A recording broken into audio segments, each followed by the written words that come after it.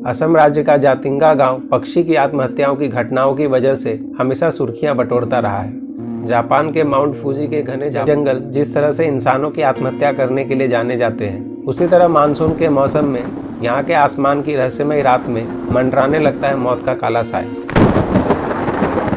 यहाँ पर पक्षियों के झुंड आते हैं और वो आत्महत्या करते हैं। पक्षियों के इस तरह के एक साथ आत्महत्या करने के पीछे क्या रहस्य छुपा हुआ है, इसका खुलासा आज तक नहीं हो पाया है। पक्षियों की आत्महत्या करने की वजह जानने के लिए यहाँ पर कई शोध हो चुके हैं, मगर आज तक प्रकृति के इस रहस्यमय राज से पर्दा नहीं उठ पाया है।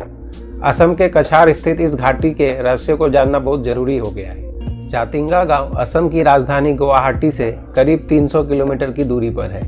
इस गांव के पास जो सबसे नजदीक शहर है वो तकरीबन इस गांव से 9 किलोमीटर की दूरी पर है। इस गांव की आबादी लगभग 2500 के आसपास है। यहाँ पर खासी पनार जनजाति के लोग रहते हैं। यह गांव पहाड़ों से घिरा हुआ एक आकर्षण और दर्शनीय स्थल है। जातिंगा गांव में जो सबसे रहस्यमय चीज है वह यहाँ की प्रवासी पक्षियों का एक बड़ी संख्या में आकर आत्महत्या करना है। इस घटना को प्राकृतिक की घटना समझा जाता है, क्योंकि इसके पीछे क्या वजह है यह आज तक कोई नहीं समझ पाया है। इतनी अधिक संख्या में पक्षियों की आत्महत्या अब वैज्ञानिकों को भी अपनी तरफ खींचने लगी है। ऐसा भी नहीं है कि यहाँ पर सिर्फ प्रवासी पक्षी आत्महत्या करते आते हैं, जबकि यहाँ के स्थानीय पक्षी भी आकर आत्महत्या करते देखे गए। बरसात के मौसम में यहाँ पर पक्षियों की आत्महत्या करने की बातें सामने आती है। सितंबर से नवंबर के शाम 6 बजे से लेकर रात 10 बजे इन पक्षियों की आत्महत्या करने की प्रवृत्ति देखी जाती है। यह सिलसिला सिर्फ रात के समय में देखा जाता है, जब यहाँ पर अंधेरा होने लगता है और धुंध बढ़ने लगती है। इस समय पक्षियों पर क्या प्रभाव पड़ता है, इसके बारे में कुछ कहा नहीं जा सकता। एडवर्ड पिचर्ड नाम के एक ब्रिटिश भारतीय जो कि प्रकृति प्रेमी था, वह 1960 के दशक में इस घटना को सबसे पहले सामने लाया।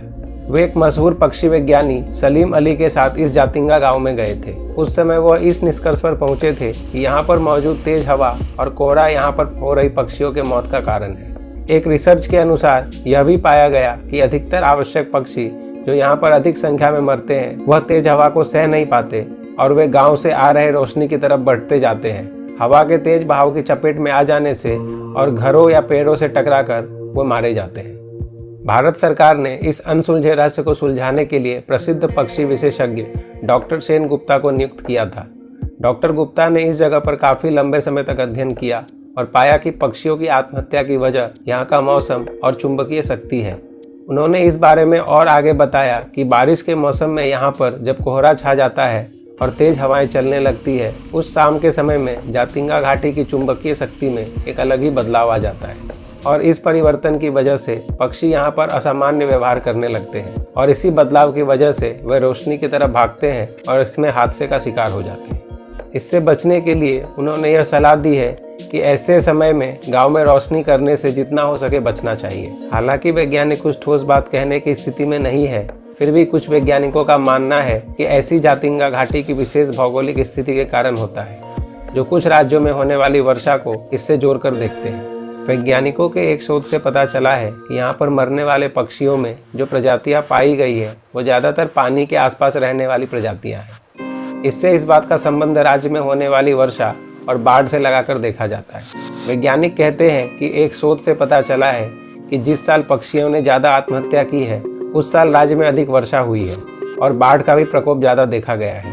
अगर ऐसा देखा जाए तो वर्ष 1988 में यहाँ पर सबसे अधिक पक्षी मरे थे और इसी साल राज्य में सबसे अधिक वर्षा हुई थी और साथ में बाढ़ का प्रकोप भी सबसे अधिक था।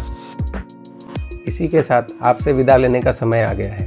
आशा करते हैं कि हमारे द्वारा शेयर की गई जानकारी आपको पसंद आई हो। अगर आपको पसंद आती हो तो कृपया हमारे वीडियो को लाइक करें, साथ ही हमारे चैनल को सब्सक्राइब करें। नमस्कार।